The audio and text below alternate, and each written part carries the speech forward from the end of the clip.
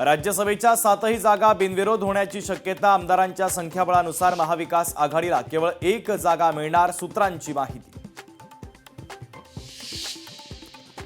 अजित पवारांच्या बारामती दौऱ्याची चौकशी, प्रवासाचं नियोजन कसं आणि कोणी केलं यासंदर्भात खासगी सचिवांची सीआयडी चौकशी।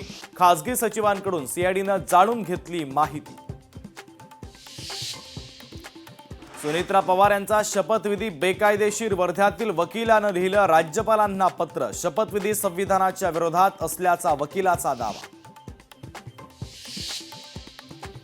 अहिल्यानगरमधील महापौर आणि उपमहापौर पदाची बिनविरोध निवड, 1.25 वर्षांचा ठरला फॉर्म्युला।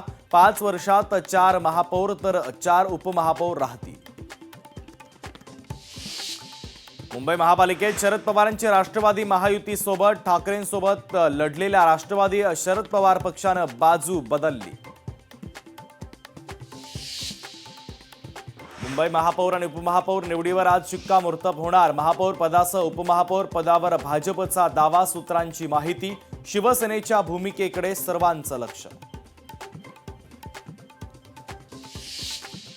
नाशिक महानगरपालिकेचा महापौर उपमहापौर बिनविरोध, भाजपच्या हिमगौरी आडके यांची महापौरपदी बिनविरोध निवड, तर उपमहापौरपदी शिवसेनेच्या विलास शिंदे यांची निवड। लोकशाही मराठीच्या बातमीचा मोठा दणका, पुणे महानगरपालिका आयुक्तांकडून मनोरंजनाचा कार्यक्रम रद्द। अजित पवारांच्या निधनानंतर 10 दिवसांच्या आतच महापालिकेनं ठेवला होता मनोरंजनाचा कार्यक्रम। लोकशाही मराठी ऐका, पहा, जागरूक रहा।